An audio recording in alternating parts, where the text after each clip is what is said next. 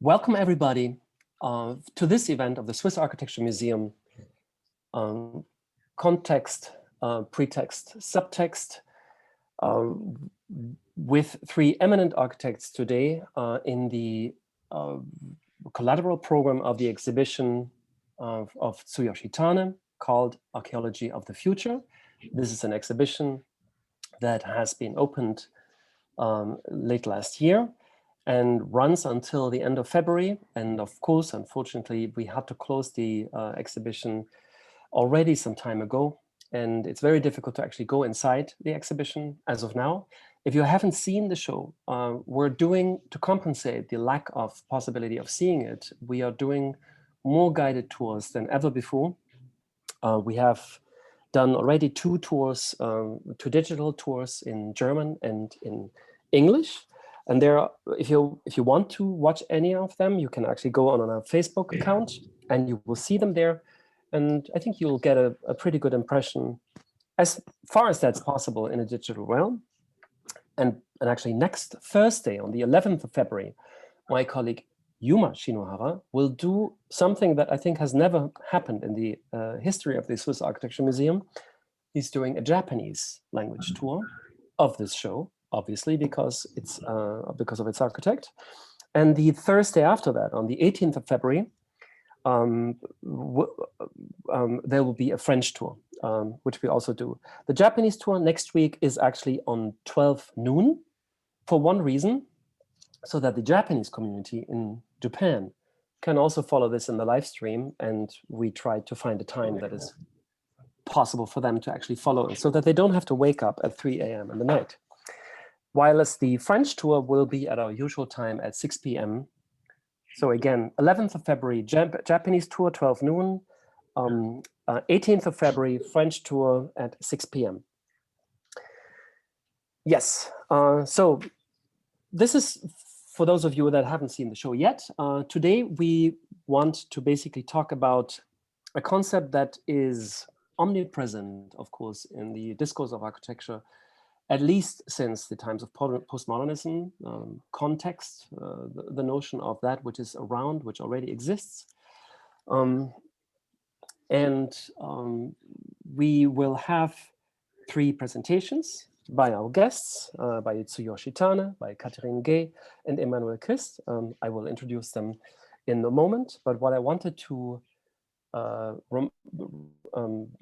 mention already is that each of them will do a short presentation of about 10 minutes, plus 2 minutes maybe. Then we will have a discussion, the four of us, but you can also participate in these discussions. If you look at the bottom of your screen, you will find among these options that are there, there's one at the very right, which is questions and answers. If you have a question that is popping up in your mind while as you hear them talking, or that you have already now, please write them in there. And our two digital moderators, Yuma Shinohara and Andreas Kofler, will kind of synthesize them and try to pass them on into the discussion later on, so that we can have a discourse as interactive as we would have it possibly in the museum. All right, so enough of the preliminaries. I want to just quickly introduce the topic. Why is context interesting? Context is interesting because it has become a term that is to some extent unavoidable. You will not find an architect today that actually says he doesn't care or she doesn't care about context. It's something that is almost politically correct. It's something that we have been trained to respect, to like, to value, and to nurture in our architecture. Now, obviously, every term only gains meaning or keeps meaning as the opposite to it is also possible. But what would a non-contextual way of working in architecture be like? And of course, if we try to imagine this, we have to think of the history of contemporary architecture, of modern architecture, pretty much 100 years back from now, when architects actually had this elated feeling of being a contextual. When Corbusier invented his understanding of the modern city, of the contemporary city, of the city radieuse, he had the feeling he needed to erase the context of the historical city in order to produce the new vision of the city that he had in mind. There was no possibility for him to emerge the new that he was dreaming out of the existing. It was an either-or condition. And then it was basically, you kill the existing, La Rue Corridor had to go. The urban block, the urban fabric, the tissue had to go to clear this kind of free field onto which you could position in a perfect new order these kind of free-floating objects in a sea of urban potentiality, somewhat like this. And we've seen that, especially during post-war periods, most of the modern urbanism in Western Europe, but also in many other regions in the world, had been dominated by this idea of a tabula rasa that constructs its history as from a degré zéro, as if there's nothing before, right? And throughout the 1960s and early 1970s, the modern city obviously was created in this kind of paradigm, until maybe then in the late 70s and early 80s, there was a growing uneasiness with this kind of ahistoricality, which is a period that we have come to know as postmodern architecture, where with Christian Norberg-Schulz and other theoreticians, the notion of genius loci was kind of re-excavated, and this understanding that there is a context that has value. Postmodernism went in then the oppositional direction of modernism and tried to basically denounce the new and the possibility of creating a new condition, and concentrated all its energies on basically kind of coming to terms what's there and idolizing this history to some extent also, sometimes also ironizing it.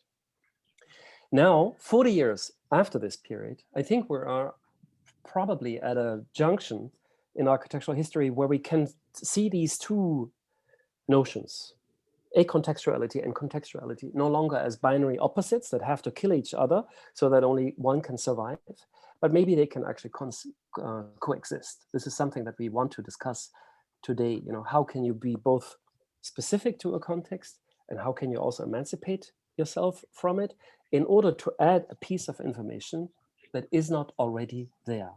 Because obviously, if we only concentrate on what's there, we kind of recycle that information, but we will not make something more to it. And it's about this balance of, you know, kind of harvesting the benefits of history and provoking whatever could be added to it that hasn't been there already. So this is a little bit the kind of bracket that we want to maybe you know, given the space of the discussion before we start. And now let's, I think, you know, jump into the presentations. Tsuyoshi Tane will start. Tsuyoshi Tane is, if you don't know it already, an eminent Japanese emerging architect that was born in Japan, educated in Japan, but very early went to Europe to gain some further educational but also professional experiences. Won an important competition in 2006 for the Estonian National Museum together with his then firm DGT. In 2017, he founded his own studio called Atelier, which is situated in Paris, which is where he joins us from now. And I'm very happy to give the word to Tsuyoshi. Thank you, Andreas. And also thank you very much for joining Catherine and Emmanuel for this great talk tonight. So I will start from my small presentation to just introduce our discussion. Our name is called Atelier Tsuyoshi Tane Architects. We are based in Paris, working as sort of young group of architects, around 30 people together. Just introducing the opportunity we got for great chance to exhibit our work of the Archaeology of the Future at the Swiss Architecture Museum. So Unfortunately, today it has been blocked by the COVID.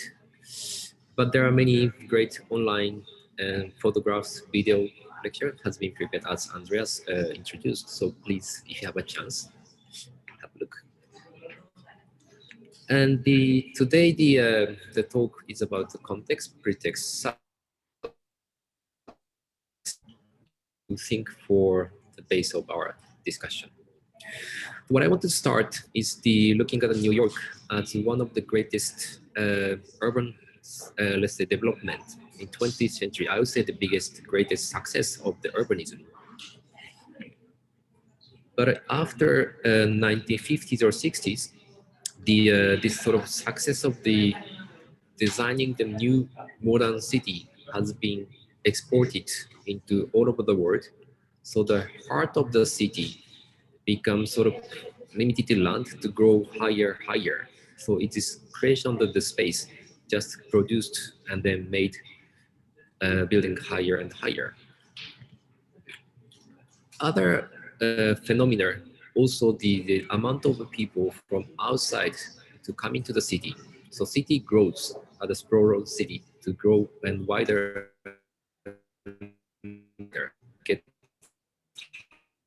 and the size of the city get wider. So this is the sort of base of this global phenomena of today's conditions. As you can see, this photograph is part of Paris.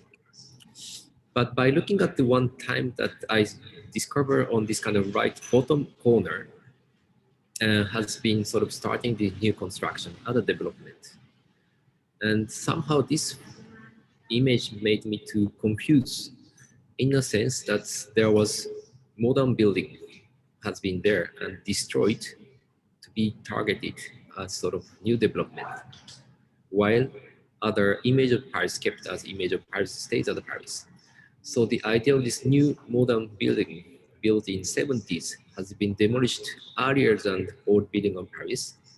And this idea of the modern or modernity or modernism was supposed to be our sort of future to make it happen. So this idea of modern was supposed to be promising our newness and a new future. But in a way, today we are lost. So we are living in this kind of lost modern. So how can you trust what we can do for the future? So in our work, we start think more going backwards as far as we can go to excavate the memories. So the work of idea that we start to excavate as if like archaeologists started digging the ground to discover something we forgot or trying to collect memory of the place. So before we design the building, we start thinking to do this sort of work of archaeologists, collect the idea, memories, object, as much as we could think before making the concept of the project. So to show some example of our work, one of the largest projects that we made it for the Estonian National Museum in 2006. So this image shows this sort of Baltic chain in 1989, before the independence from Soviet Union. So from Estonia, Latvia, Lithuania, they hold together to their own hands to wish to have desire of independence at that time. So our project was sort of having to participate for the international competition by discovering large airfield, which has been constructed by the Soviet Union at the air base. And simply we extend this sort of negative meaning of the place and stretching to extend other future Estonian National Museum. So other buildings kind of rising up from the ground turn into the form of the museum space. And as you can see, 355 long building and landed on the ground of the Estonia. Then when you enter to the space, there's open public space where people having sort of different activities. Through the exhibition spaces are the timeline from today's Estonia back to the Ice Age and going back to the ground, the deepest part of the building, the ceiling gets lower, and then volume gets, let's say, more compressed. And then going out to the building, you see encountering completely a different, almost civil infinite landscape. And this is sort of winter time, it's completely covered by the snow. And one of the other projects we have been participated in 2012 for Tokyo Olympic, which is supposed to be 2020, was last year. We don't know, maybe this year will happen. But the idea was the sort of doing the 1964 for the main national stadium of Japan to be demolished and then to make a new national stadium in the same place. Our idea was to take this sort of the land owner, which used to be the part of the imperial land, and then this is one of the image, which is the ancient pyramid, which is called Kofun in Japan. It's much larger than Egyptian pyramid, and we trying to think to kind of come up this ancient Japanese largest construction of Japan, turn into the largest stadium of the Tokyo Olympic to invite. So suddenly the stadium is no longer at the building, it's become the part of the landmark of the forested area of Tokyo. So of course, you can go up to the roof and then to be invited. And the inside is be hosted as the Olympic Stadium. And going up to the roof, you can see 360 degrees of Tokyo from the nature. Unfortunately, we were in the last finalist, but lost it against the winner of Zaha Hadid.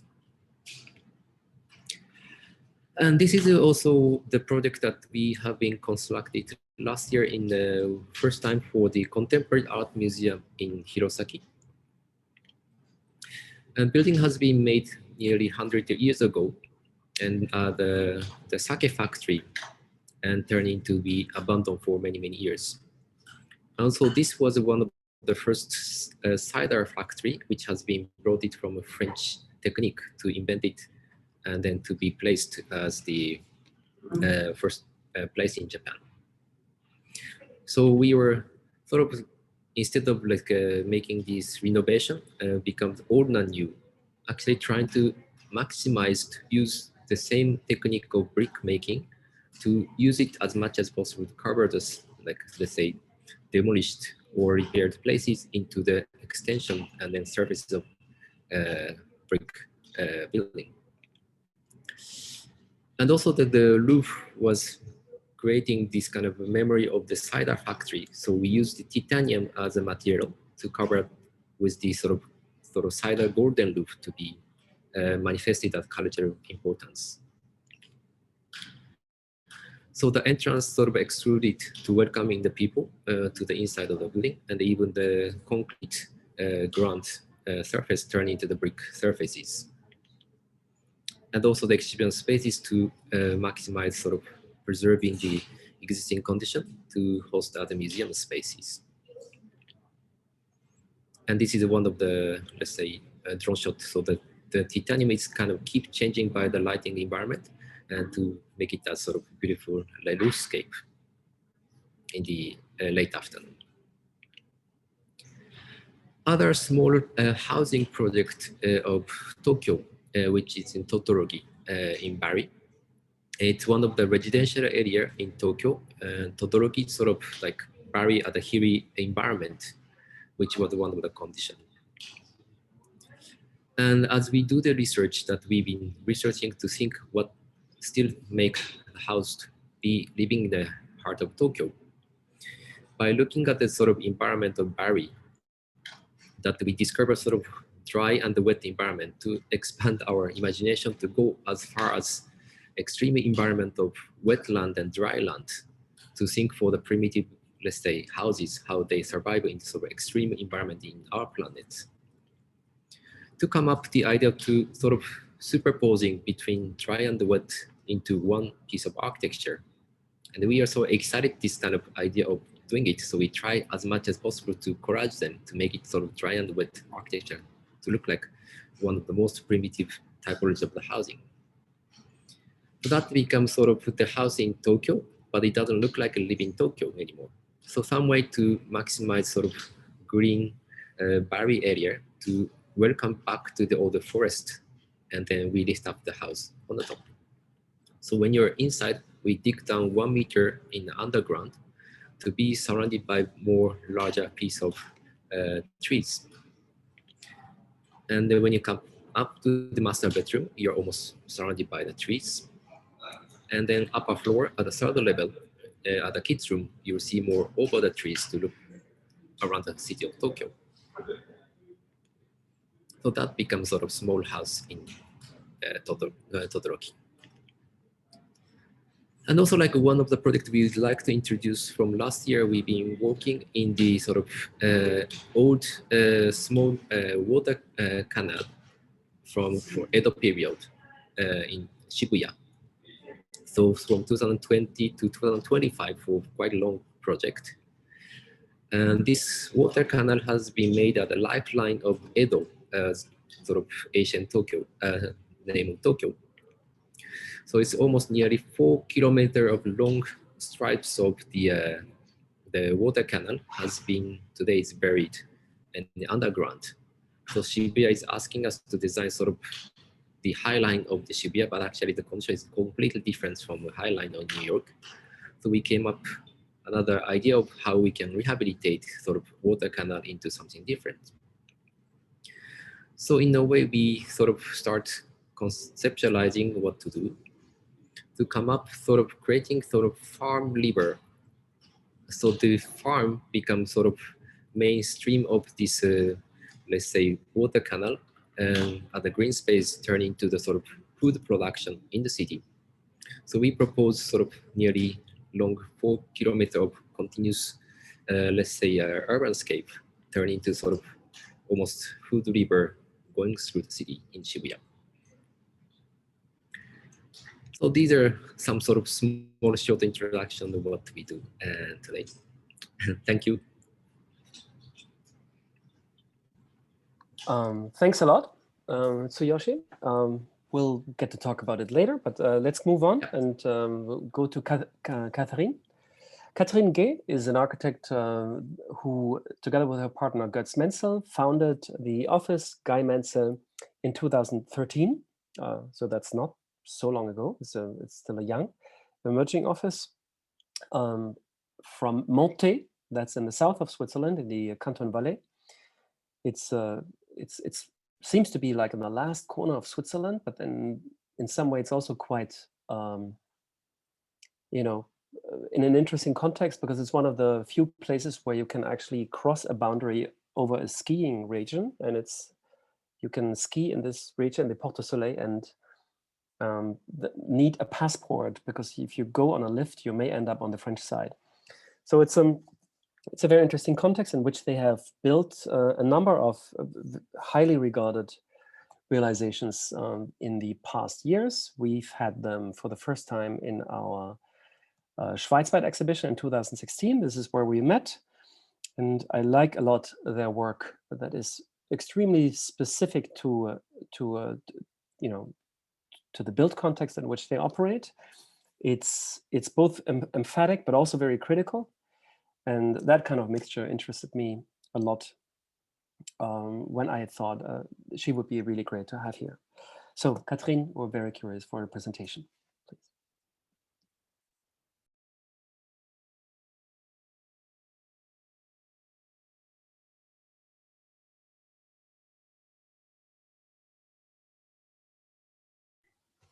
So good night. I'm very pleased to join the discussion with Tane, Emmanuel, and Andreas, and many thanks for creating this opportunity of exchanging tonight. When the SAM asked me to participate to this debate about 1 year ago, I was thinking about what we have been doing in the office for the last 10 years. Our architectural approach, we practice rather in an instinctive way, with projects of very various scales, going from large-scale studies or housing, but also transformation, project that I use to illustrate our approach tonight. I will start with the word context that evokes the notion of fabric, tissue, back to the origin of the word, of the Latin word texere, to weave. So the woven means much more than a composition or a juxtaposition because the threads are intertwined. So when a cloth undulates, a drape is generated in a continuous movement, which is impacting all parts. Then the invisible becomes visible and vice versa. And it's there in this dynamic process that certain aspects will emerge at random in an unpredictable way. This is precisely where our interest lies, in this interconnection between the element of the context and in this serendipity. In the valley, in our region, important demographic pressure is causing from the Lake of Geneva an explosion of housing development. So without planning or any vision, new construction and infrastructure form known places or agglomerated, and putting in crisis actually the functioning of historic center. This heterogeneous context is the setting we face and in which we operate on a daily basis. But we actually understand this disorder as a fertile breeding ground for architectural projects. Because every time you begin to observe reality, you are confronting yourself with a certain depth. Inserting a building into a place involves modification, changing of the urban fabrics. Transformation offers the opportunity to reveal something which has been buried. The context is understood as a source for idea and forms which emerge through this phenomenon of the random interdependence. The context becomes a space of possibilities. So to reveal these hidden meanings, we go beyond the visible layers of the context. We go to the one below, the subtext. A palimpsest is a parchment which has been repeatedly subject to rewriting. By analogy with the context, the search of meaning implies the knowledge of the different layers on the site. The site's history, topography, landscape, or relief, chromatic range, handicraft on this photograph of the 18th century salon at Maison Duc. So this is about the links that the place weaves with its surroundings. The architect captures the potential he found in situ, and like an editor, he makes selections based on the qualities he discovered. The weighting of this data and the definition of hierarchies belong to the author, who is appealing to his understanding of the world. So we are interested in the balancing of these meaningful layers. Here you see a room that does not exist anymore. We kept the doors, stored them in the cave, surveyed them and selected them by their historic value, by their detailing, by their shape, by their proportion, but also by color. And we put them back in the new entrance and hung them frameless as picture on concrete wall. In the subtext, by implementing a theme, existing elements are highlighted and echoes are created, meaning is shaped. This brings to light a principle which allows the project to be anchored, because referring to the memory of the place. But inevitably, in the elaboration of these choices, the author begins to intervene personally. In this selective process, a creative part is inscribed. It's like a handwriting which is particular and elusive and referring to the personal imagination of the author. So it's perhaps irrational, maybe incomprehensible, or even contradictory. In the pretext, fiction is resulting from the confrontation with the site. It produces allusion, which will be free to be interpreted by other individuals. Thus, strange and exotic elements appear in the architectural project. Here you see a detail of the new ceiling of the Chalet de la Tour in Mayen-Sion. We call them Russian ceilings. The chalet was built in 1900 by an engineer who had worked in Russia, and he built this chalet that resembles a dacha. The site's manifest personality reveals a secret life. It becomes mysterious, sometimes imperfect, real. So we added intertext. This notion has been brought from the Parisian literary group Tel Quel in the 60s. saying that intertextuality is a notion of the interrelationship between text. Even Roland Barthes in the 70s wrote that every text is intertext, meaning that other texts are present at various levels in more or less recognizable forms. Every text, he says, is a new fabric of previous quotations. So in this notion of intertext, fictions lead to a reference architecture. Allusions appear, or even more tributes, to esteemed architects or artists. The transformation of the landing wharf of Port-Vallée develops into a modest fisherman's hut made out of simple planks of painted wood. The counter is out of lacquered maple wood, referring to the Belle Époque fleet of the Lake of Geneva, but also refers to Ettore Sottsass. Against the wall, the simple wooden shelves are inspired by the Vienna secession movement furniture, which is to be found on the historic Lehman fleet. The intertext brings readings of these places, which are able to be negotiate on several levels. So our architectural approach relies strongly on the context, as you understand, context as a source of inspiration. So we intervene by highlighting memories and hiding secrets in the subtext, implementing elusive elements in the pretext, and referring to other with allusion in the intertext. So these attitudes towards the existing can actually be applied to different types of sites, not only on those of high cultural value. On poorer sites, the development of projection and narrative grows in scope to free the site of its entropy and can result almost in extravagant architectural objects. You see the Asler Hall here, or on the contrary, on unspectacular project on rich sites. But always this reflection implies a long gestation period, an immersion, and a diversity in the intervention. So when we intervene, precision allows us to insert this new material into the existing. Our architecture is based on the importance of the detail, as we see it as a guarantor of the imaginary, because through evocation, it defines the subtlety of the intervention and it provides also the place its uniqueness. But more, it appeals to everyone's fantasy, was also referring to a larger culture. But this approach of the context leads us further because the layers get intertwined. So when the architect editor redefines the predominance of the hierarchy of this contextual layer, when he establishes these hierarchies, he has the power to blur the notion of time. This stone column was found in front of a former building, but maybe it was a garden gate or something like this, and we inserted it in the corner of the new concrete facade. So now it articulates an anachronistic moment, and it has become a new life.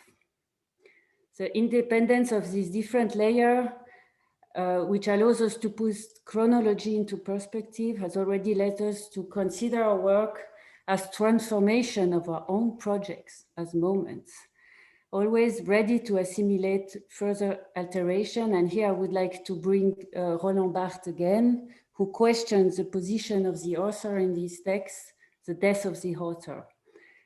Barthes writes about the author should allow that the author as a writer should allow the reader to rewrite the text for himself, to do his own reading of the text.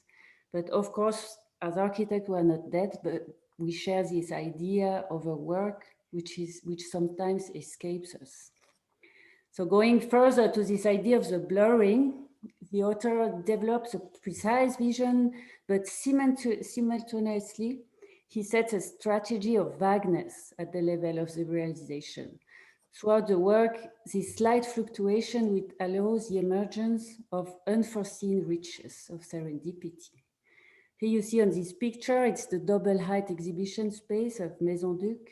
And as we took away the formwork, we consider the plasticity, this quite unexpected shape of the concrete wall that we designed to receive the exhibition plaster wall to be flush. But when we considered this plasticity, we could convince the owner to keep it as it is. So our approach results actually from the observation of reality and its imitation.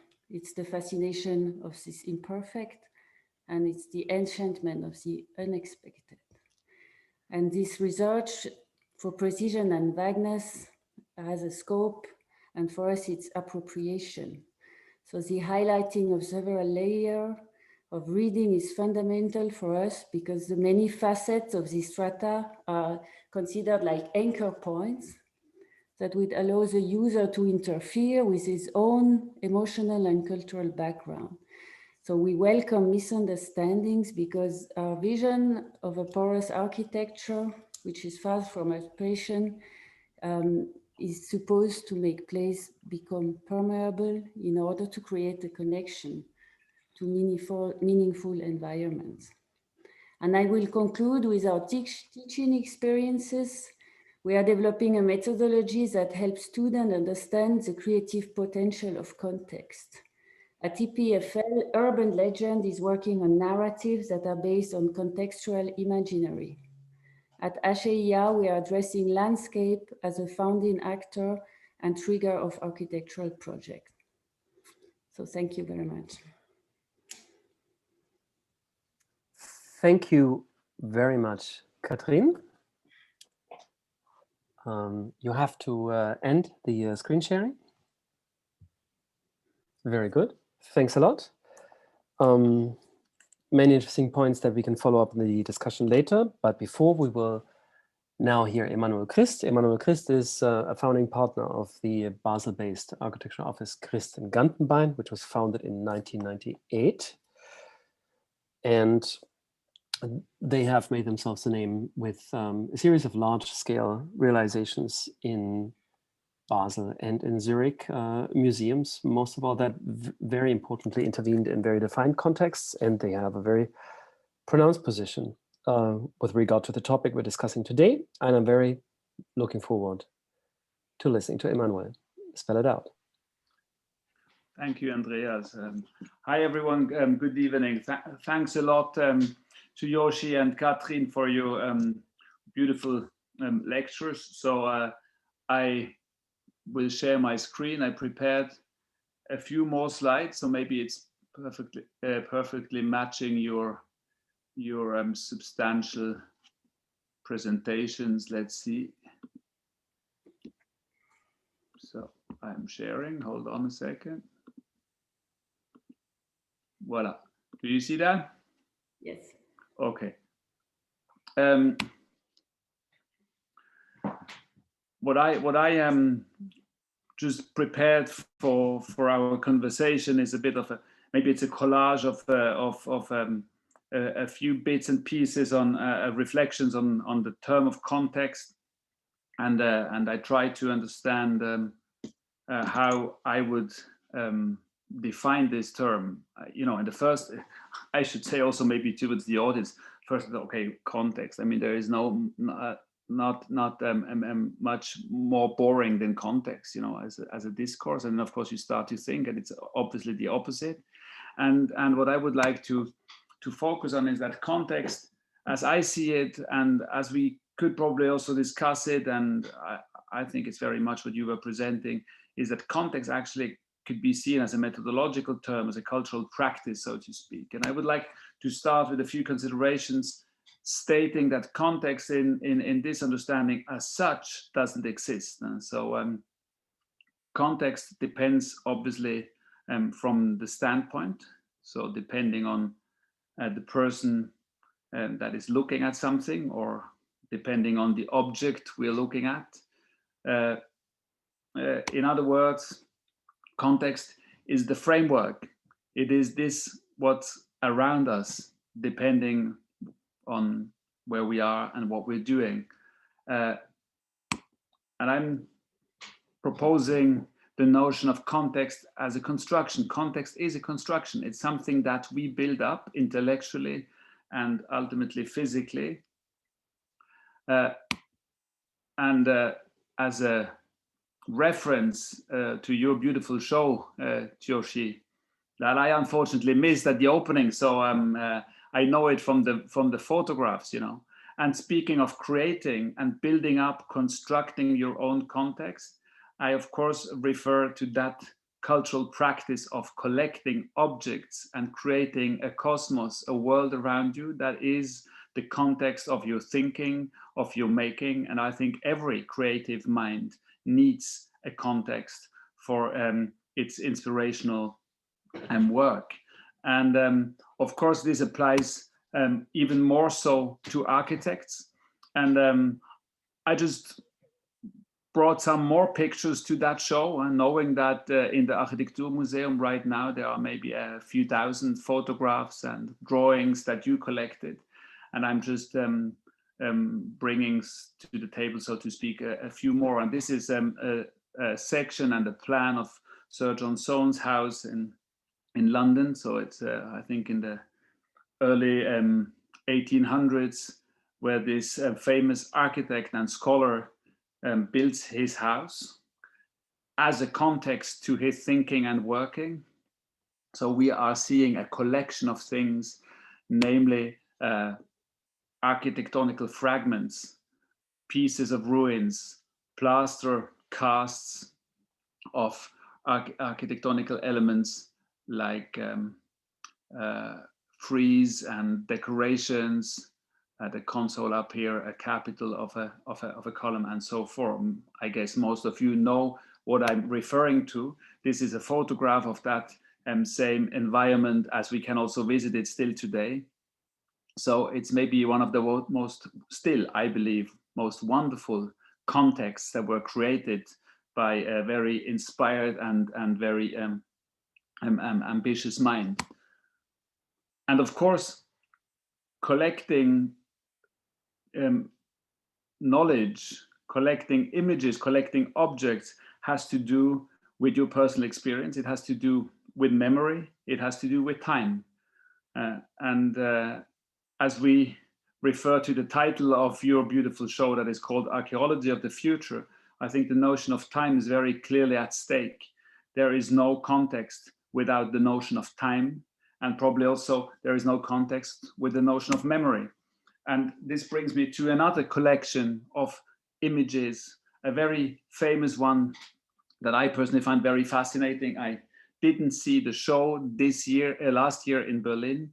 It is, I'm speaking of Abi Warburg's Bilder Atlas, so the atlas of photographs that this very important and interesting art historian and theoretician of the arts created by collecting photographs. We're speaking of the 1920s, at the time still in Hamburg. Abi Warburg used photography, still a very fresh media at the time, used photography, so representation of artworks, images, high and low, very famous artworks, and also unknown ones, to collect them and combine them in sort of big installations on these black canvases. And actually recently there was a show with these originals in Berlin that I guess was a very important moment to look into that archive. I'm mentioning that because he called then this installation, this systematic work on forms, figures, and patterns in art history, according to his very personal view, Mnemosyne. So the project was baptized by Warburg Mnemosyne, which Mnemosyne is ancient Greek and means memory. And I guess in a very simple reading, let's say hypothesis of such a such a work is that it is only through memory that the production of forms are being able to be put into a sort of a series. In other words, there is observations of resemblances, familiarities, and that's not all of the same time necessarily. So over time, there are patterns, forms that are repeated. There is memory of earlier production, and in that sense, memory and the culture of tradition is a context to architecture and the arts as we all understand. You know, in that sense, it's a very classical understanding of architecture and art, and still, I would argue, it is very personal at the same time. So we could contribute another sort of very simple assumption to our discussion, that memory is context, personal and collective memory is context. But also imagination is context, and that's probably a bit more speculative as a proposition. But when I was then looking into these collections, and still inspired by your show, Tsuyoshi, I was also thinking of another famous collector of images, creating a sort of a context, who was André Malraux in the 1940s, still photography being sort of the media of the time. Another artist, intellectual, a scholar who tried to understand the world, the cosmos of forms, the context of our, let's say, maybe Western culture in the first place, but the global culture through the studies of images. So the context of the inherited production of the arts. And of course, this is a very authoritarian photograph, this man standing at his double piano, by the way, if you can see that, it's a piano that you play from two sides. And on the floor, laid out, there are these photographs of what he called le musée imaginaire. Why? Because he says, since we have the possibility to collect images, to reproduce them very cheaply, we can have all the artworks in the world. We don't have to go to the museum anymore. We have in our imagination, in our memory, and on our table or on our floor, we have all the context of cultural and art history. And of course, again, he was interested then in understanding that one image, one representation might influence the production of the next one, or there is a predecessor. And whether there was originally a connection or not is not so important. And I think this is a bit similar when we think of imagining, designing a building, we refer to other things. There is always a predecessor in a way or another. And that's what I would call a mechanism of context, or an impact of context as well. So context is also about these relationships. The relationship between images, the relationship between forms, between people, and between buildings, ultimately. Relationship between these two. But of course, then I like this photograph again, where then literally André Malraux is bathing or lying on the floor, surrounded by the context of this musée imaginaire that he was creating by himself. And I would also say, looking at this picture, that context and culture, the way it's put here, is more than just a very dry academic exercise. I claim, still for our discussion, I claim context is a lifestyle. Context as a cultural practice is a lifestyle. And so we could argue, and I mean, depends where we are in our careers, maybe also depending on age, but for sure, our own biography is a very important context to how we think and how we work and how our projects are developed. And again, I'm referring to another collection of, or another context of images that is very, very famous, of a contemporary, still contemporary artist, Gerhard Richter, who started from the 1960s on to sort of document his trajectory and his journey. And in a certain sense, it is absolutely to be understood as an autobiographic work, just displaying and creating a systematic order of all the sources of inspiration. And I think, Katrin, you were speaking of context as a source of inspiration. This can be seen, and that's a bit my proposition to the round table tonight, that of course we can broaden that significantly into a collection of photographs of family albums, but also taken from the media, photographs taken on your journeys, just on a trip to the seaside, but also taken from history books and newspapers speaking of the dark moments of history. Other photographs just of people, because as I understand, Gerhard Richter also looked at personal images, photographs of people who were not his relatives. So there is even the intimacy of unknown people that can become something like the context of your work. But of course, your work, your own work, can become the context of your continuous work. So in the Atlas by Gerhard Richter, we find a lot of displays that collect works or representations or parts of representations of the work by the artist himself. Also his children, his closest, who then appear in this atlas, and later, as we probably know, also in some of his very famous paintings. And at the very end, the archive, the context, the surrounding of his inspiration becomes the content of his art itself. And this is one of the various presentations that we then get from this atlas panels. No, I took the freedom to add one more example, which is of course a bit more personal and therefore also much more modest and humble, but somehow it relates to that same notion of context as a cultural practice. And it's just a small book that I'm presenting to close my few lines and or few thoughts. And this is a book we produced, I think, roughly 10 years ago, and it goes back to a journey we did, Christoph Gantenbein and I, when we were taking off to build up our own context. And it's a book that is called Pictures from Italy. I think it's a fantastic book.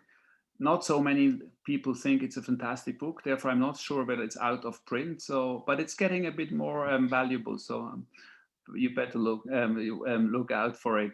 Pictures from Italy. It is a collection of photographs. In that sense, it stands in the tradition of the collections that we just saw. It's in that sense personal, as I said earlier. It's also autobiographical in a certain way. But then it's also an attempt, the book is an attempt to create a context for our own work, maybe even to recontextualize our own work. So it is, let's say, a work on the notion of context at different levels. On the left-hand side, you see a photograph that Christoph or myself I took probably in the Palazzo Te in Mantova. And on the right-hand side, so the black and white, is a picture of one of our buildings that was taken by other photographers. And I will not speak now about all these pictures, but as you can see, there is a construction, there is a framing and a juxtaposition of two things that seemingly belong to together, but obviously they are not directly related. So it is an exercise or a reflection on the notion of context. Is it possible to create a context for your work after your work is built? In that sense, it is adding a complication to the discourse, because I believe even your memories or your images that you probably had at the moment when you were designing were vaguely related to some images and discoveries that you made before, but you didn't remember. It's only after that possibly this relationship is to be discovered. So there is more of these images.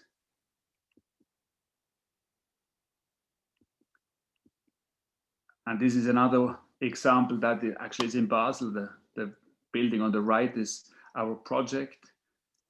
And I would like to use this image to, of course, refer also to that immediate notion of a context that is the built environment, the physical context of a project, because of course our work is related to a place.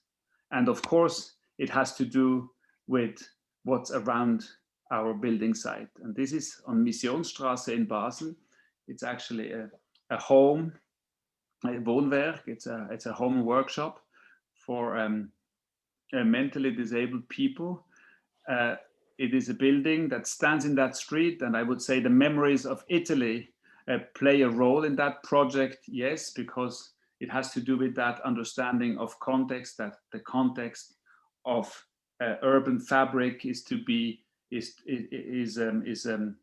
let's say, taken as a starting point for that intervention.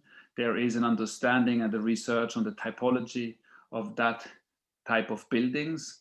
So the project very directly works with elements of the given physical context, the place and its history. But at the same time, if you look at the building on at the photograph on the right, I'm tempted to say that the interest in understanding what is such a narrow body, what is the proportion of such a building that belongs to a bigger ensemble, but at the same time it's sort of setting itself free by opening a gap, is probably something that could have to do with the image on the right. And then I'm referring to the cultural context, maybe of our design practice, or also the personal memories to which I would refer. However, I think we need to come to an ending at some time. Yes, I think it's 3 more slides. I'm almost done. So I would end or almost end with that idea that making a project is actually always a negotiation between different contexts.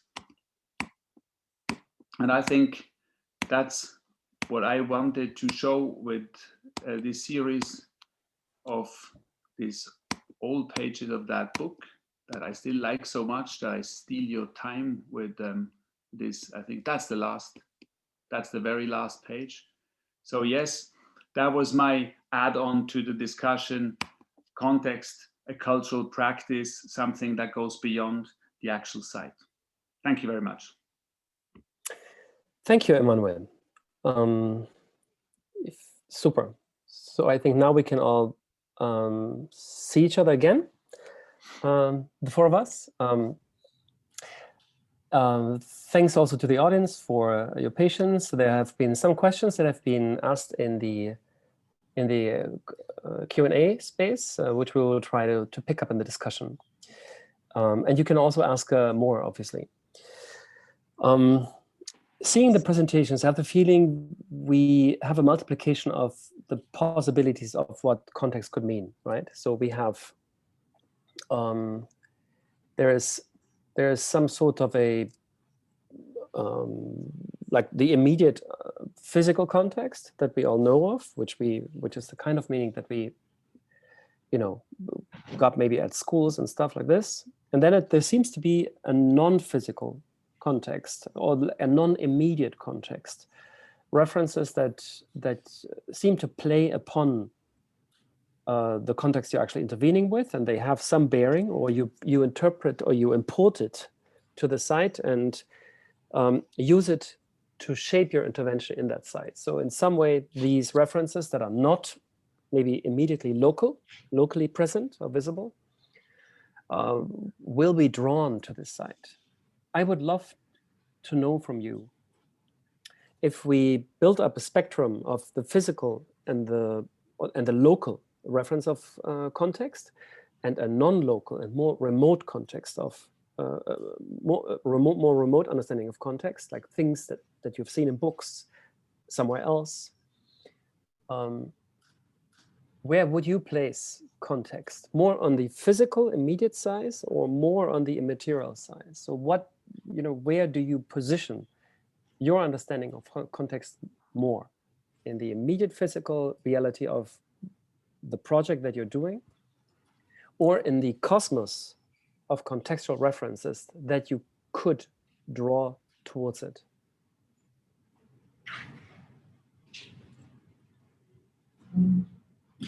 Catherine? For me, it's definitely the more remote part of the context. Mhm. I guess the local part of the context is going to give you answers, maybe on the exact shape of the building you're inserting, or it's going to give you very precise solutions, if I may say, or hints. Mhm. But the remote context, I guess, is going to inspire you more. But actually, also the remote context comes from the local context in our position. So it's the local context is working on your mind, and it's bringing you somewhere else, and then you're coming back into the physical reality. And the more you think about the context, the more you understand how far you get Okay. from local context. And I think personally, this is what is so inspiring about it. Okay. And everybody is gonna see it differently than we are, than you are, anybody is. So the local context could be considered like a springboard for your imagination.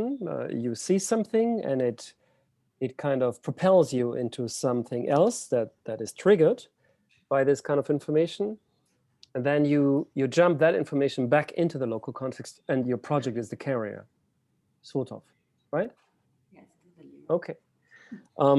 I'd love to know from Tsuyoshi, taking this thought of Catherine, how would you describe what happened actually in the design of your stadium? You know, I find your stadium project very, very provocative and very interesting from your exhibition. You showed it in your presentation today. It seems to have the largest kind of distance between what you're actually doing in this side of Tokyo and what you have to do, which is to build a stadium. And then you come up with this insane idea to kind of hybridize it with this ancient typology of the emperor's grave, of the Kofun. What in that particular context triggered you to that reference and made you want to import it in that side?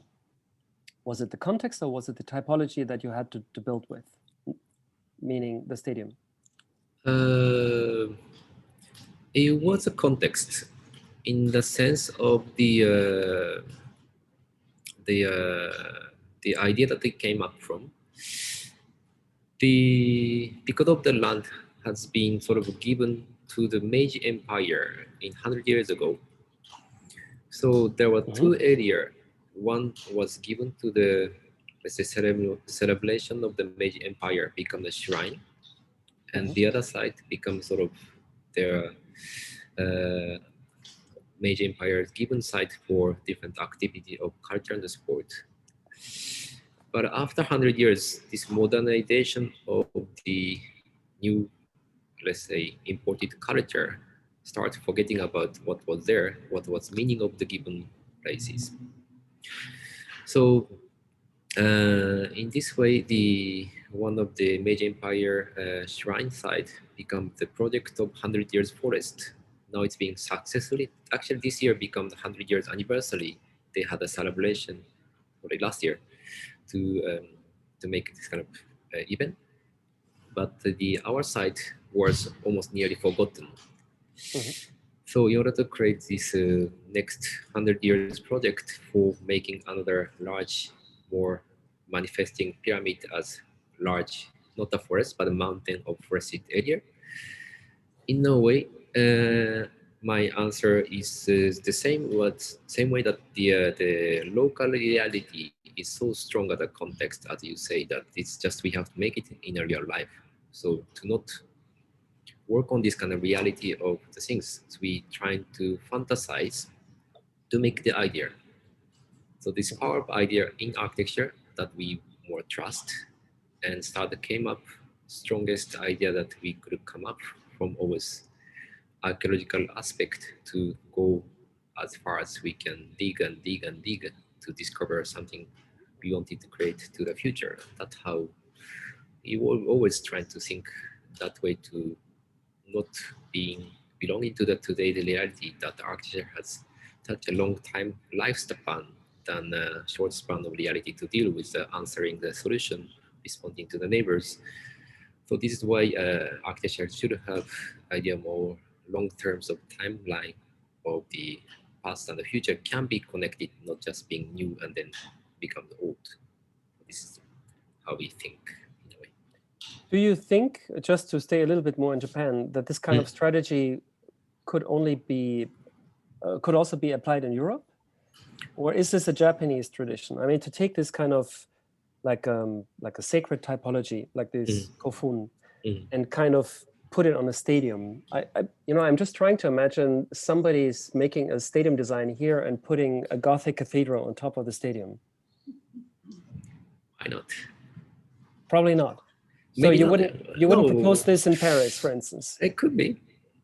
Why not Notre Dame Stadium can be a new typology of the celebration of the event as sort of the bigger number of audience going to the sports than maybe church today.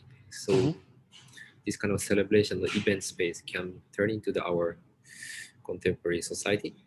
Of course, the result of how it's been formed, how it's been designed, it can be challenging, but the idea is not that far.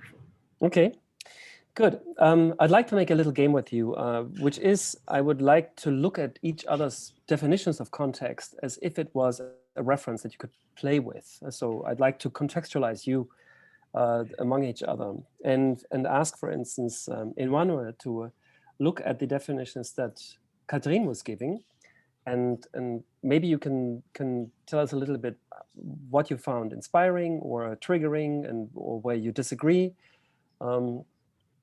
Because, for instance, you were saying basically context is a construction.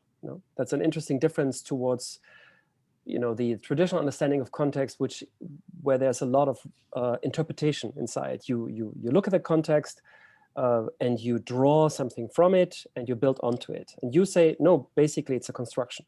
It's not a reconstruction, it's a construction.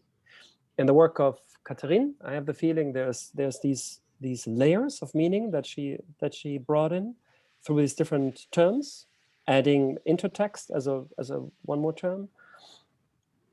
Would you also see this as a construction of context in the sense that you refer to it, or do you see this more as an interpretational strategy?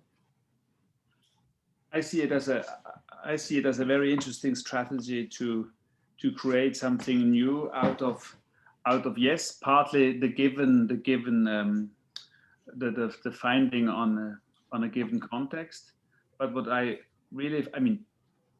think in the end, it's of course always both. It's a construction out of what's there, and it is always a different dimension of context that comes into play. And what I find very interesting in your strategies, Catherine, and as I understand it, and from what I also know, of course, a bit about your work, is that you are, or maybe I should phrase it a bit differently. There is something interesting about context, since there's a sort of a moral authority of context, maybe, since the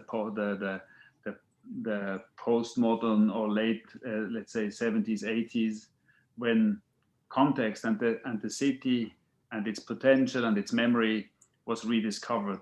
We treat the context, the given site, with respect and with great interest. But there is also a certain risk that this context, that given found context, is then sort of taking over authorship to a certain extent, and that it is sort of dictating our interventions, especially when we speak of transformations. And referring to the strategy of intertext, or creating a sort of that you are starting to manipulate these given elements and you reassemble them by adding new things or by displacing elements out of their context, even with that precision that you are describing. So the intervention is very precise, but what we are aiming at is a sort of a blurred, subversive new reality that is questioning fundamentally the authority of the context. And that's something I find very interesting. And in that sense, it is a construction, I believe. It is, as you described it, but it is strongly rooted in what's there. In that sense, it's a reinterpretation, I believe. Yes. Mm-hmm. Do you find yourself in this kind of observation, Catherine? Yeah, I like when he says the word manipulating.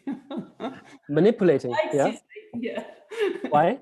Because I think it's true, and that's where my interest is, or our interest is. Also, I also really I am very interested in the chronology. You know, what does happen when you choose a door because of the color and not an ancient door, and you give the door the pink door more relevance as the 18th century door. So you are able to confront. I mean, you question what is quality, or how do I understand the world? What is the color more important of, or is it the making of the door, or is it the proportion? And this is where I think it's very interesting to work with the context. But actually, we work in the same way with new project. When we are inserting new volumes in urban fabric, we have the same kind of attitude towards the volumes. So I like the manipulating word. So, thank you. Okay. Maybe Tsuyoshi, we can play the game on. You with regard to Emmanuel's the kind of understandings and definitions of context. How do you relate to that? No, I think like, it was quite inspiring the way I was expecting some kind of Emmanuel's work would be presented, but actually really the idea of the context has been keep changing from the idea that could be construction, that could be also the memory, and that could be the sort of the relationship. So sort of all the idea of context that we are talking about here is that it's somehow very interestingly, we never talk about history. Never the word we were mentioning today is history. Somehow we all talked about memory.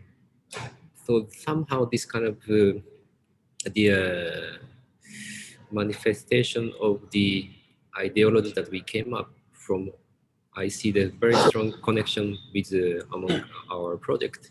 Somewhere there is certain strong interest about this memory turning to the architecture that my also personal interest too, and this kind of intimacy, and then to fantasize, to keep it sort of not at the cold modern newness, but actually still warm and still belonging to the individual welcoming feeling that I can really accommodate into the project. So that's what I felt very interesting for exchanging this sort of way of thinking.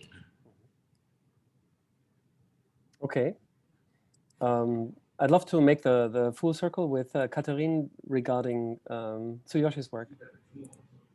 If you look at the projects that he presented, Yes.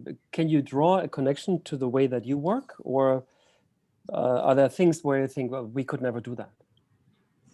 I'm very intrigued by the title also of the exhibition and of the book, The Archaeology of the Future.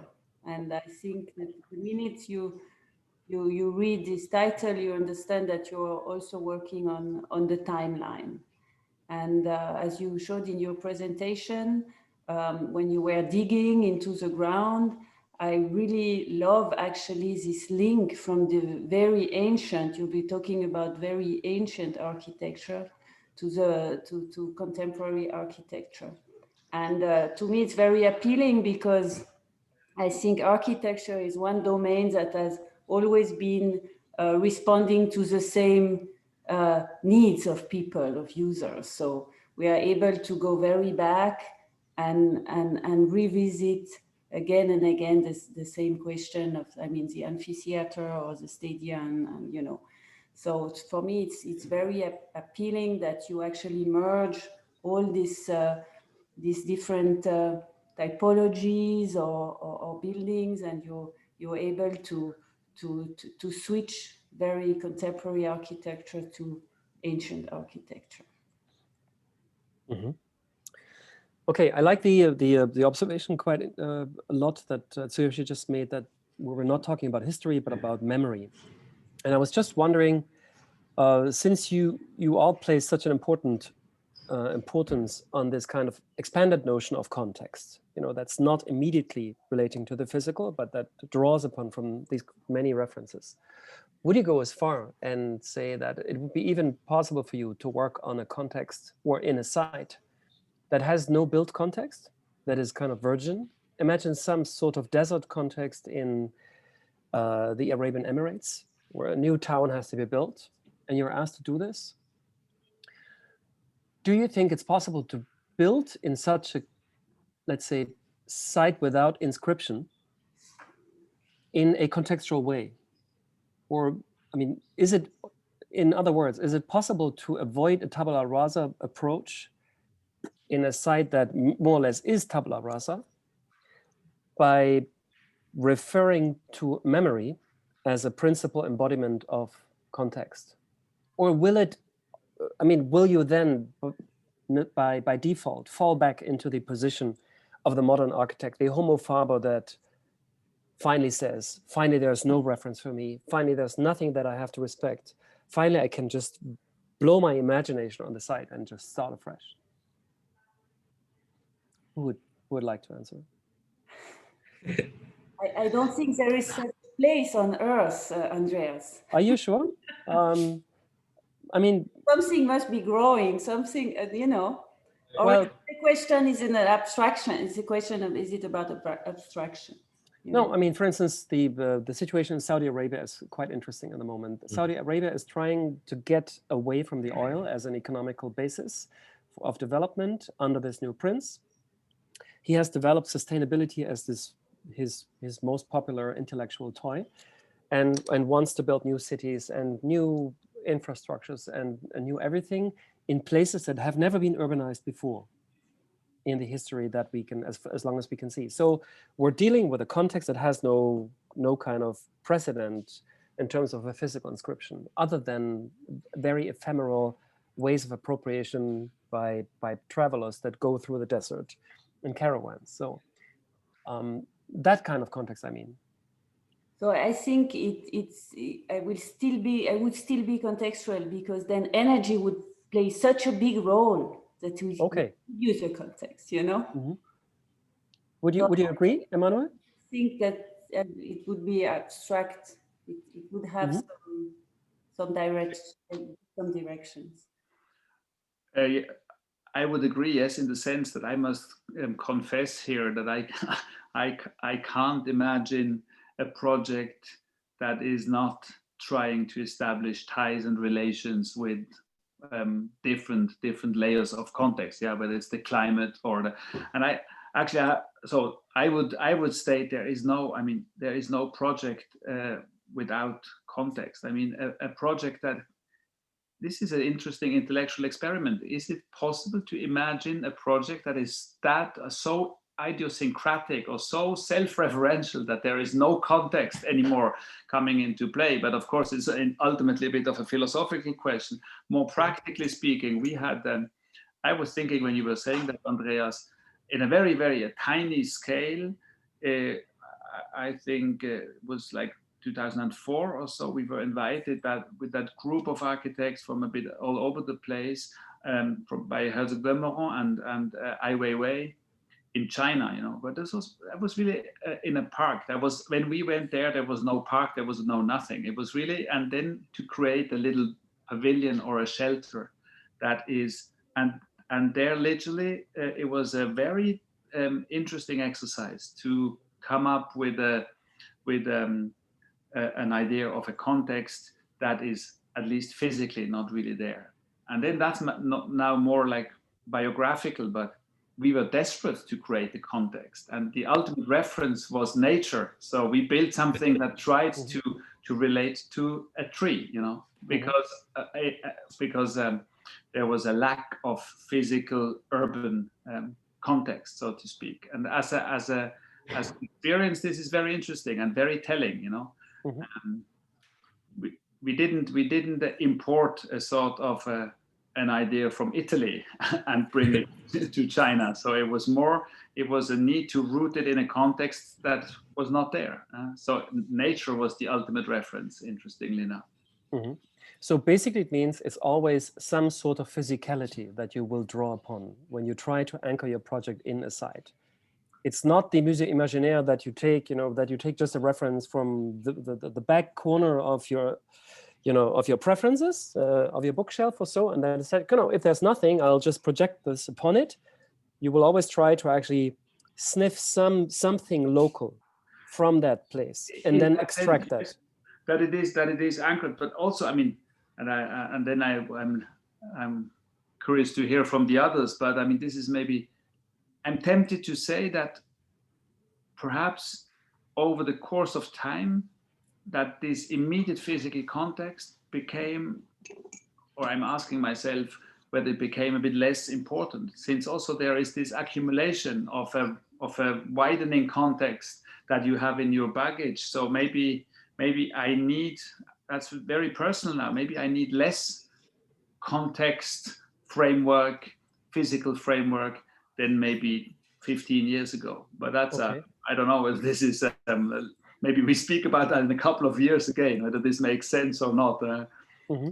Is context related to youth?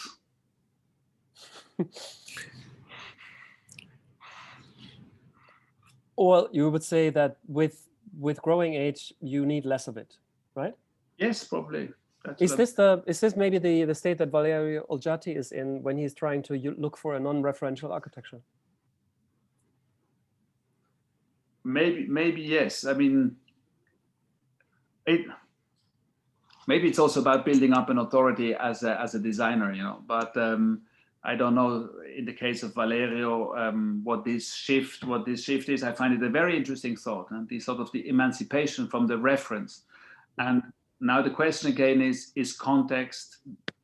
Is it just the physical framework, or is it the system of references? And as I try to understand it, context is much more than just a place. And I find it very hard to dismiss it fully, but you get more independent probably, yes. Yeah. Mm-hmm. But would you say it's possible to actually design without references? Can you free I the can't, act of no, very honestly, that's a nice thing. There's maybe a few others, but we don't see each other, so it's so intimate, my screen and myself. I cannot imagine. This is very confession. I don't know, I wouldn't know how to do. Also because I think it's fantastic to reactivate these relationships, this sort of musée imaginaire, which is every project in the end, Mm-hmm. Maybe just quickly, because as you were just speaking, there's one question in the question and answers section here where one of our viewers, Asli Chan, asks you specifically, Emmanuel, about this Pictures of Italy book. So, it's obviously popular, this book. I have it already. Okay, good. So the question is really interesting, because she was asking the pictures you put next to your projects. Did you put them as an afterthought once they were built, or did you have them in your mind as you were designing and building them? Yeah, it clearly came after. We reassembled, sort of rebuilt a new sort of context after the projects, and mm-hmm. then you can speculate, or we speculated ourselves, whether they were somewhere present. In that sense, it's a bit of a manneristic exercise that we try to reconnect things that at the time were not in a causal relationship. Yeah. Mm-hmm. So it came after. But this, I think, is fascinating. I mean, sometimes we also have this feeling in the office when you do a project, then there is another one, or you can't do it, and then there is kind of a relationships between the ideas and the references, and I think everything is linked somehow. Yes, so your own work or your own experience becomes the context of every new project. Yeah. And in 10 years, you look back at it, you see other stuff, but it was already there. Yeah. Mm-hmm. There's an interesting other question by Quentin Latour d'Auvergne in our Q&A room, which I find quite stimulating, because the question is, how do you think the contextual nature of your work, if there is this character, but I think you would all agree that there is a contextual capital or asset inside your work, that your work kind of processes context in whatever way you understand it, and it charges it, it swallows it somehow, and gives it a new home to live on. But how do you think, this is the direction of the question, how do you think that contextual substance is to be perceived by people that experience your sites? Or do you think it will be perceived? Or is it also possible that all the kinds of references that you actually accumulate, that you process and digest and put to work again in a different materiality, could also just pass unnoticed? Yeah, that's what I think is great about it, that people see other stuff, you know, they really imagine, they come with their own understanding of the world, and they see different things. And our scope is not that people understand exactly what you have in your mind, but they feel anchored because some of it goes through them, but some of it appeals to different things. Mm-hmm.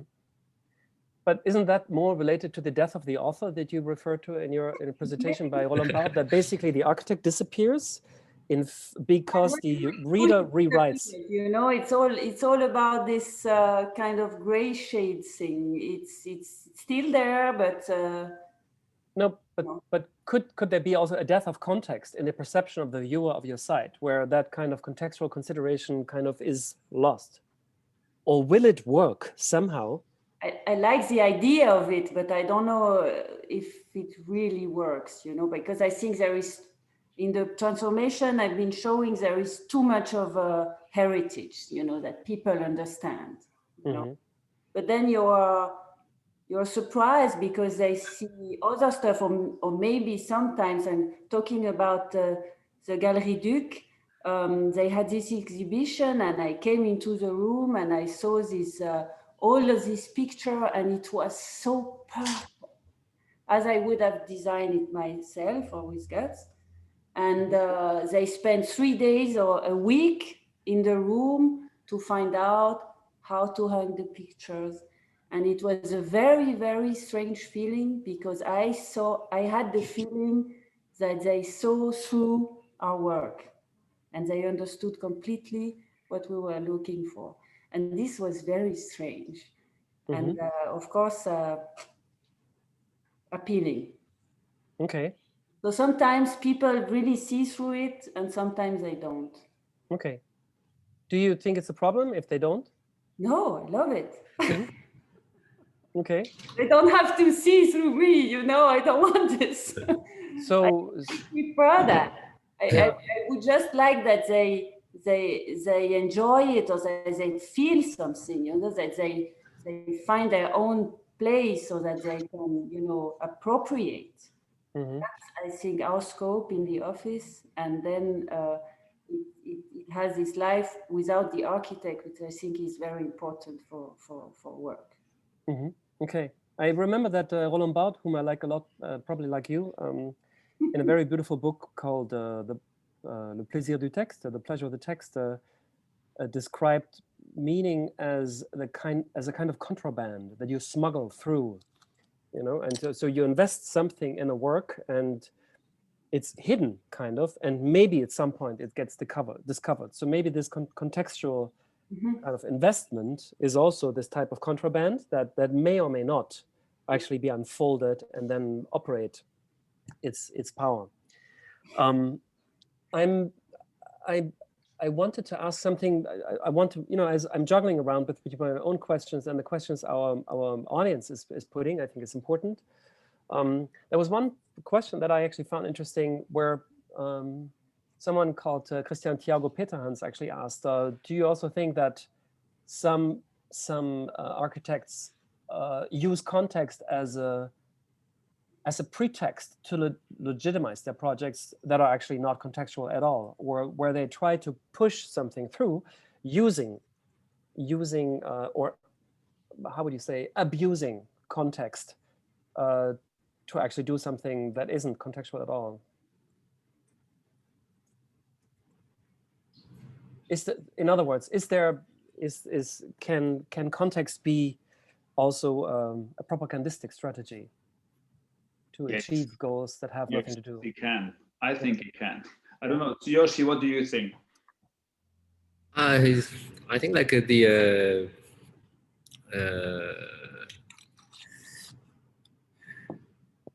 it can be the way it's being abused, and then way to avoid to show that it's a bad building. So whatever you try to contextualize, it's bad. So I would say sometimes this kind of reality you cannot avoid. Therefore, the context cannot be considered as let's say the local context, and therefore the important part of the conceptual part of the context. As the last question is the same, that somehow we are all architects, that we think and then we materialize. So somehow this thought and thinking process to be materialized, that some way, somewhat, people will experience and people feel it subconsciously without any words. So that's the beauty of making architecture, that some way to exchanging by making the architecture that people feel it and experience from their own personal time. And if, as this kind of context has been to justify what you do, it's not gonna be working.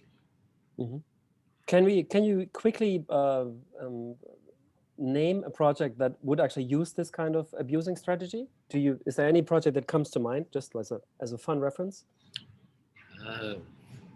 Do you mean like I have to introduce the bad project that I don't like, or like a national stadium in Tokyo today? I think it's not good. That's what I think, because of just the problem it was politically taking. It's not just the project that's not good. It's just the situation. We have to cancel the hadith due to political matter, whatever the budget, the judgment, and then it was not well organized. Suddenly the project came up from, again, no context, no explanation. Therefore, result that nobody knows what happened and nobody knows how it's going to be. So in this way, I wouldn't agree this project was very good. That example. I mean, if I may add, and I'm referring to what I tried to briefly describe before, is that I think asking for examples where context is used as an excuse, or as a kind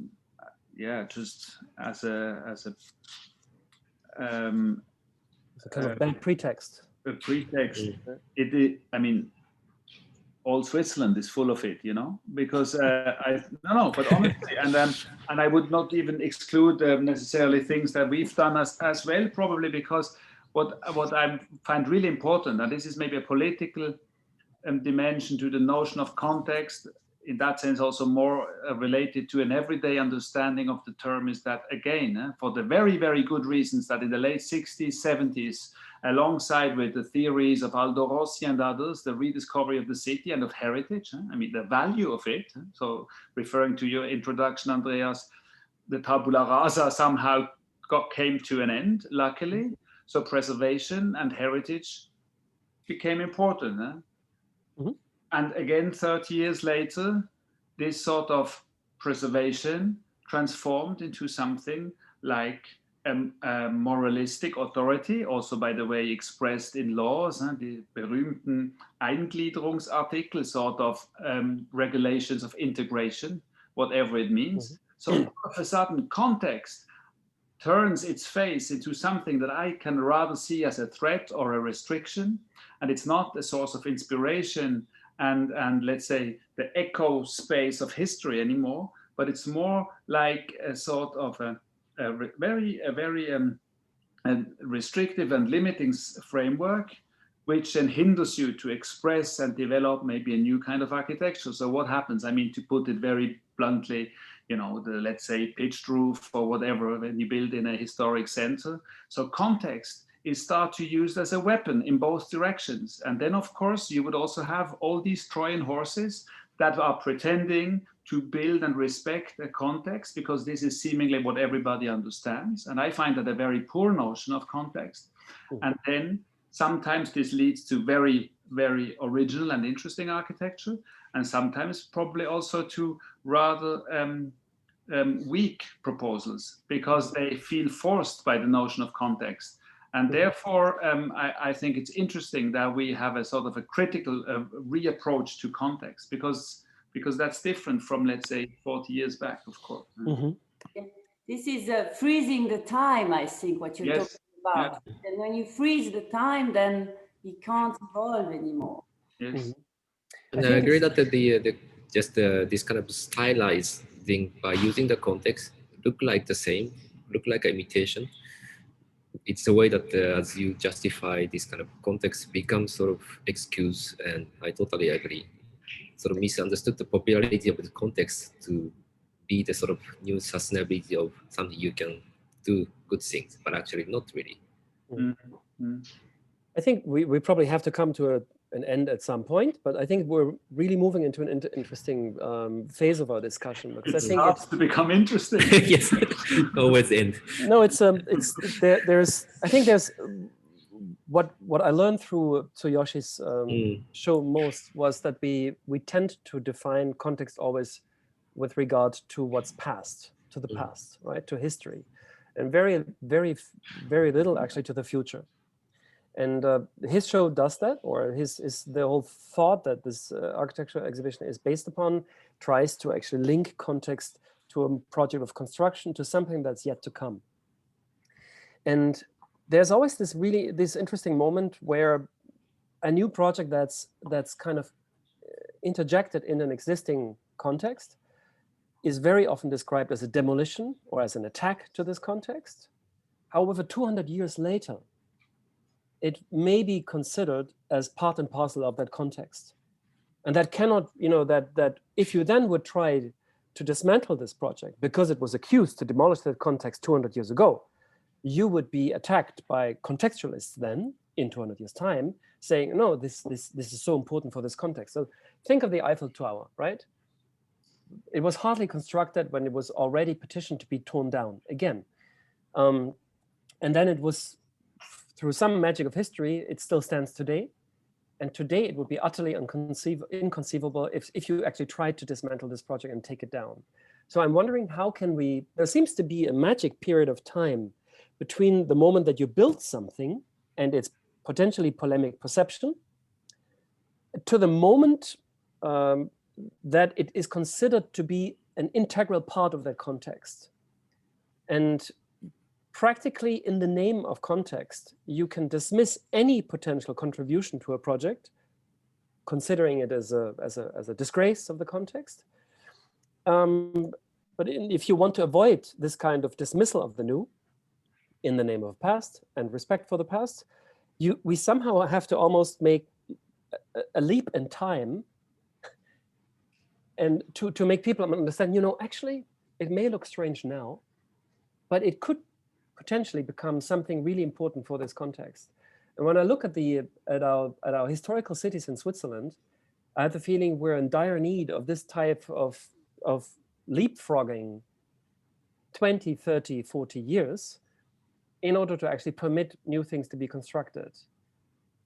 Would you agree to that description? And do you think, if so, what kind of techniques could you think of architecturally to actually make people see something that looks alien today as a potential kind of organic reading of a context and a very genuine contribution to it? Or are we basically condemned to the power of the Schutzzone, the protected zone of the city that basically excludes any new intervention? I mean, just one thing comes to my mind when you're asking, are there techniques? And I fully follow your discourse, and I think this is not only a nice Gedankenspiel, and it's not just a sort of an imaginative journey to look at our current architectural production from the future, but it is really the argument, because then time comes into play again. And I was just spontaneously thinking of a tradition in architecture, and since I was mentioning John Soane, and his famous illustrator Joseph Gandy, one technique is to imagine your project as a ruin, no? Of course. True, yeah. And that you look somehow back onto your time from a far future. And I think this is really helping, because it makes you humble, and it also makes humble your enemies, because it really sort of puts into perspective. There's also maybe even a problematic romanticism about the ruins, but that's another thing. I think as a sort of even visual artistic operation, it's interesting to sort of try to jump over time, I mean, you said something like, it can also take Blade Runner, by the way, or something, Yes, of course. true. Also, like it came up in my mind also, like this Peri-Anasian, let's say, ruins.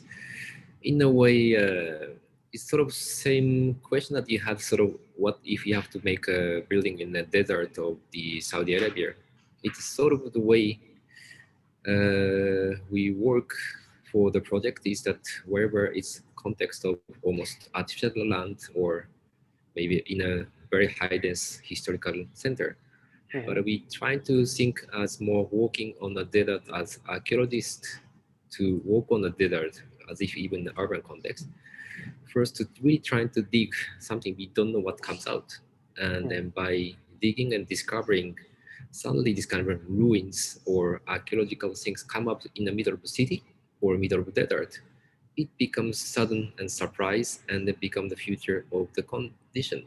That's how we think the way, some way to go back as far as possible in the past, it's also become the promise of the future. That's how we, in a way, to think whatever the base of the realistic context, but looking at the sort of desert that archaeologists just trying to dig, to ignoring the reality, but going to dig back in a way. So this is some way, in this discussion I thought about in a way that they call like a dig text or something like this, to sort of digging the text in a way, something we don't see today, but could be discovered, to change the history by discovery of what it's been there before, become the future, what is our context.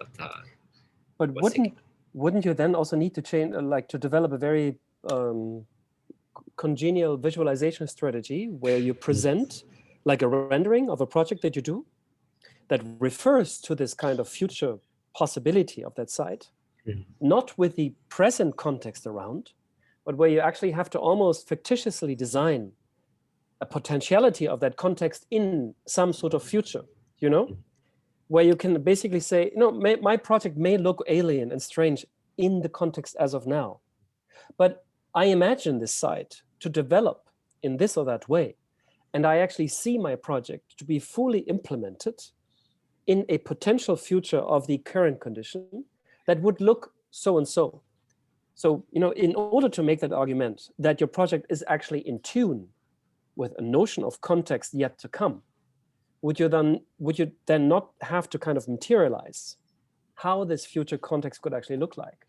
I mean, would this produce a really totally different way of visualizing architecture and the potential of architecture?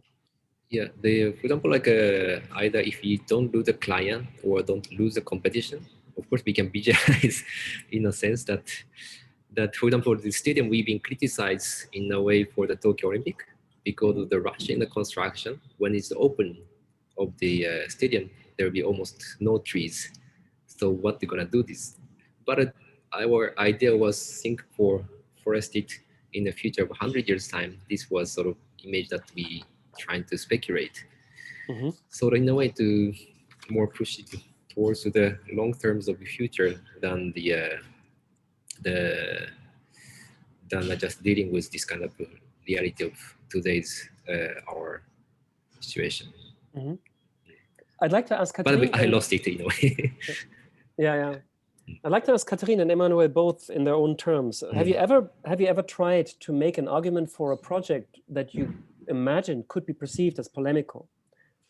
as kind of disruptive with its immediate surrounding in a way where you consciously and intentionally estrange or manipulate or transform the today's context in order to show, actually, in some years' time, if you kind of think through the development potentials of that site, my project may not look so alien anymore. Have you ever, or do you even think that this is an interesting strategy at all?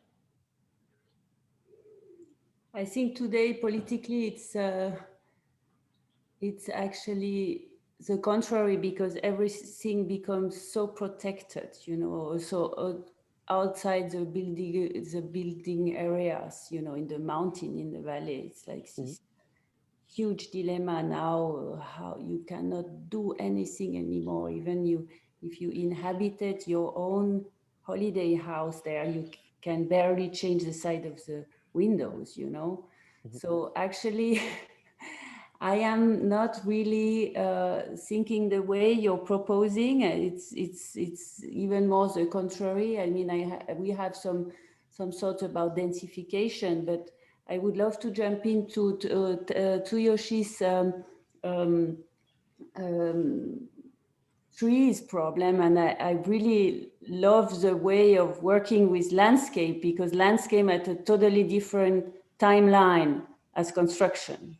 So it happens to us too that we finish, this square, and it looks so bad because the trees are so small, and there is this different timeline, and this triggers me a lot, because how do you work with nature? So you work differently as with your own project you do in 2-3 years.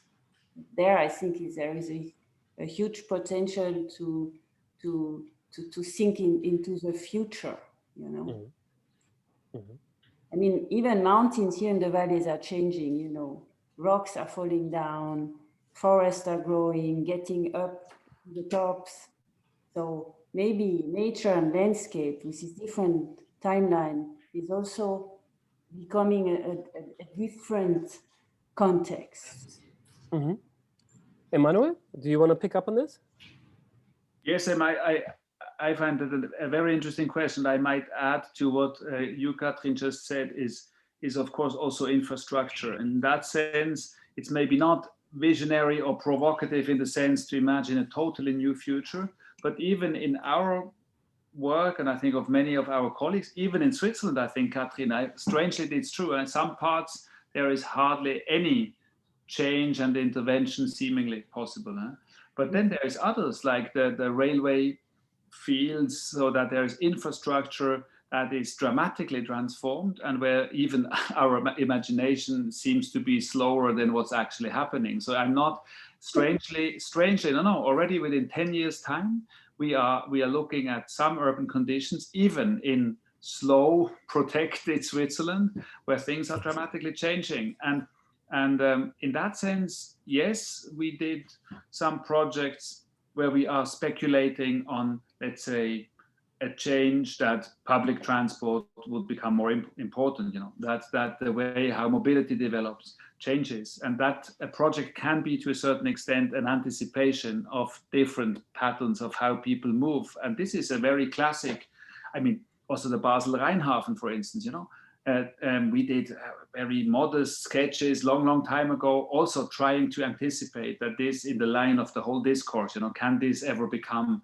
or should it become, an urban neighborhood where then a public transport like a S-Bahn would connect. So I think this sort of provocative but also sort of quite rational speculation is something that I've experienced as a teaching assistant in Studio Basel, as a practitioner with our office. So in that sense, when I related it to the scale of nature, as you said, but also infrastructure and urbanism, I think this is absolutely possible. Yes, there new forms of context of the future appear in the discourse. I thought we should have ended this conversation already, but I think it's so interesting. It's really hard because also we have really interesting questions from our audience, and I wanted to at least bring 2 more in. There's one really interesting question by an anonymous viewer.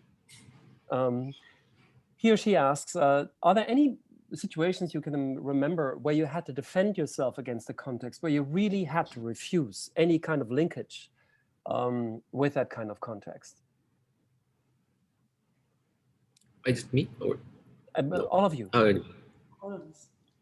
I mean, imagine you have to build a single family home close to the former site of a concentration camp by the Nazis. Somebody bought a site, it was cheap, and the garden looked lovely, but you know, kind of 2 kilometers from here, hundreds of thousands of people were slaughtered. Daniel Libeskind would probably make a reference to that context. How would you? Or would you not? Or is it even possible to kind of keep like something of this type of magnitude at bay? And how do you do that architecturally?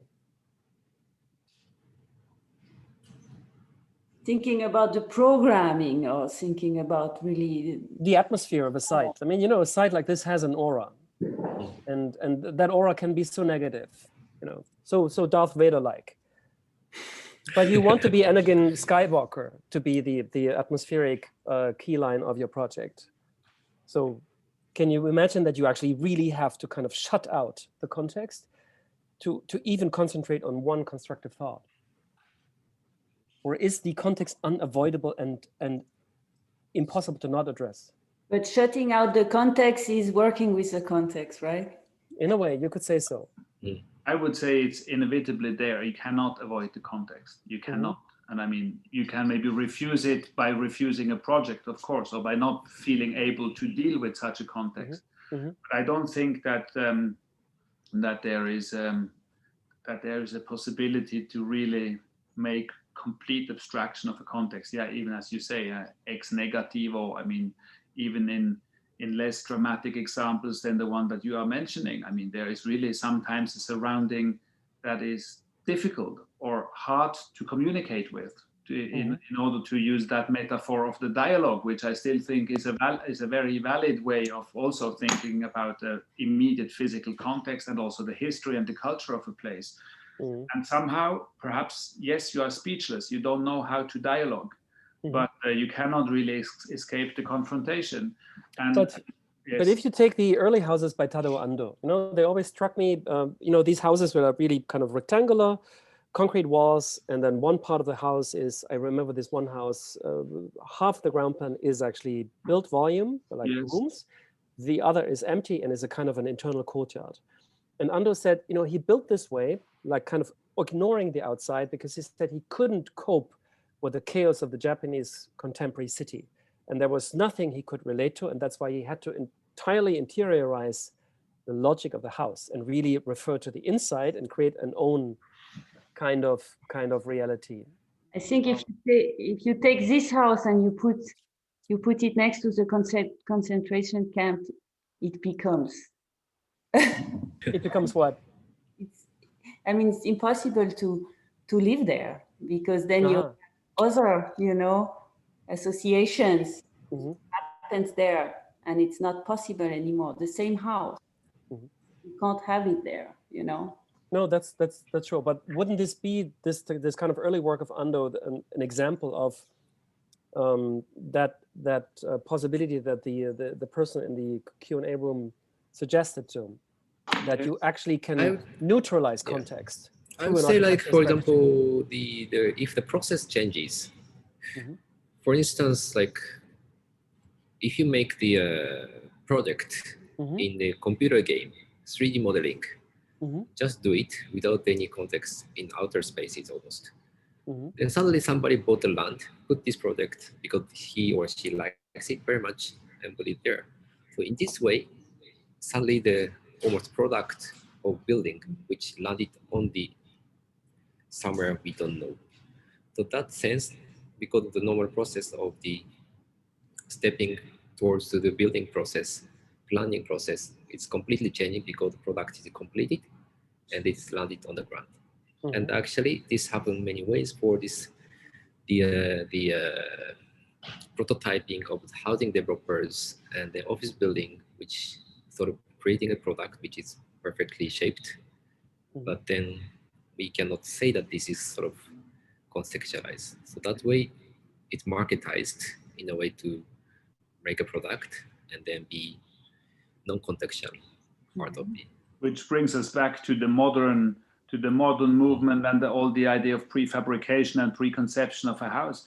In the case of Amdo, but that's maybe then another chapter for our next conversation. But I mean, there is also, I could imagine that, I mean, maybe he was one of the architects, or still is one of the architects, who really tries to avoid sort of it's created out of its or his own sort of cosmos. So it's probably an excuse, the context, to avoid that context. Maybe it is his obsession of creating a form out of itself, you know, and a kind of an architecture that doesn't depend on that notion of context. I believe Amdo, to me, is maybe not the architect that I would describe as the most contextual, and therefore it's an interesting example. But he does. I mean, I would argue, but maybe he didn't care so much. He was even very, very grateful to have something he could sort of stay away from.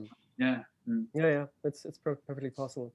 There's one last question I really would like to draw in by Mahbube Rezai, and she or he, I have a hard time understanding exactly. Doesn't matter. Put the focus on the question: do we define context too much in a local way? And is this becoming a problem? You know, the hic et nunc, the kind of genius loci kind of trace of this concept. And isn't this becoming a problem in a time where we understand that we either survive globally as a species, because the challenges we're facing with through the transformation of the climate are global, and if we don't act basically at multiple sites at once, we can take care as much as we want of our own context. It will be smashed anyway. So, for instance, we will, through the change of the climate, by default, receive many more people that have to flee from their places because they simply cannot survive it anymore, because it becomes too hot. The sea levels rise, they lose their land, and they need to go somewhere else. Very likely it's going to be, for instance, Western Europe, or other places that are still livable areas. So does this kind of create a need to define context in a translocal way? I don't know if it's necessarily global, because we also don't want to streamline context into one kind of global culture that maybe doesn't exist as such in this way.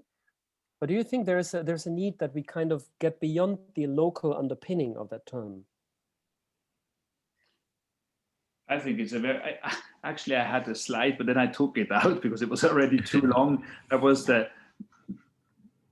world is the context, you know, sort of this ultimately, yes, I mean, you could even go further. So, I mean, but in terms of, when we speak of these questions, I mean, that's also what I think Bruno Latour is referring to in his recent book, The Terrestrische Manifest. I mean, our set of reference changed, yes. And in that sense, because of questions of energy and climate change, and therefore, yes, it is not enough to refer to a local understanding of the context. But I also think it is not enough for cultural reasons that I try to show. So in that sense, I find that suggestion very true. But I didn't have the impression that none of us, I mean, or any of us did refer to context as a mainly or exclusively a sort of the hic et nunc of a place, you know. I think that's clear. No, that's I don't know. Sorry, I don't know how you see that, Catherine or Tsuyoshi.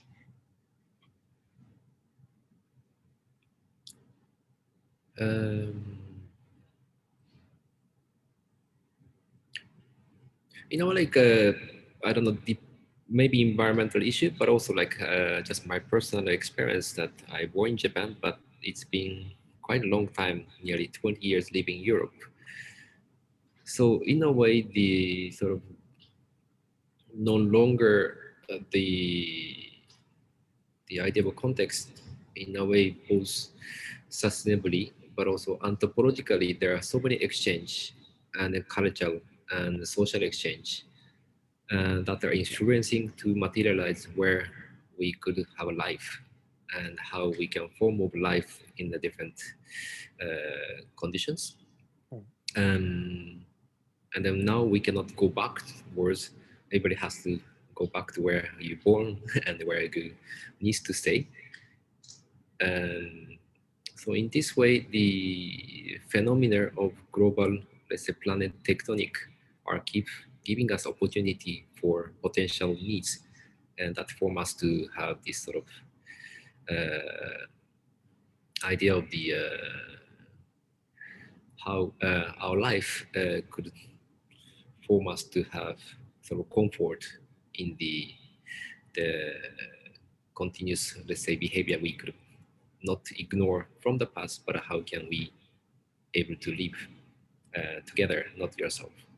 So in this way, like it's an important way of thinking of the notion of what comes out next, and then to think other contexts in a way we need to read, and then also other architect we should really think for the future. I think it's about the coexistence of these different contexts. I don't think that responding to this issue will destroy what we have there before. I imagine maybe a huge density, like if you add a huge density to Zurich, for example, or Basel, because I'm not talking about ballet here. I mean, I could imagine like in New York, you have the villages, you still have the villages, and then you have these very dense areas. And New Yorkers love having both, you know, and sometimes it works as a big city. So maybe it's going to evolve, and we find way to have this coexistence between the different contexts. But I do think that people identify to very specific and local, but more than we architects, I think inhabitants really identify to very local contexts. I mean, what you say that makes me think of, and maybe we can come to some sort of an end now, because we're speaking 2 hours, and our audience is very patient with us. But there is this incredible building called the Mezquita Catedral in Cordoba, in the south of Spain, which was for some centuries occupied by the Moorish societies from Northern Africa, who built a really impressive mosque complex there, which after the Moorish occupation was pushed back, was transformed in this incredible way that a late Gothic choir was placed as an intarsia right in the middle of that mosque complex. And both buildings, they still exist in this way today. So you have this, I'm really happy that they didn't demolish the mosque. They let it stand. These layers coexist now in the way that very much like you were just saying, Catherine. And that is, I think, a notion of context which I find quite interesting in this day and age, where you realize on one side, you can